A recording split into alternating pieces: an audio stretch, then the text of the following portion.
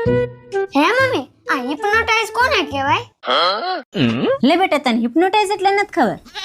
Hypnotise એટલે કોઈને આપણા વશમાં કરી લેવું, એને આપણી આંગળીના ઈશારા ઉપર નચાવવું, इसको कहीं देखा है? અને આપણી ઈચ્છા મુજબ કામ કરાવવું, એને હિપ્નોટાઇઝ કહેવાય. खाओ माँ कसम. લે ગાંડી, એને તો લગન કહેવાય. अबे साले.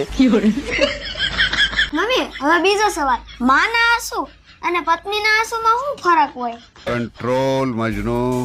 જો બેટા, માની આંખમાં આંસુ આવે ને તો અહીંયા દિલમાં દર્દ થાય, અને પત્નીની આંખમાં આંસુ આવે ને તો પાકીટમાં દર્દ થાય.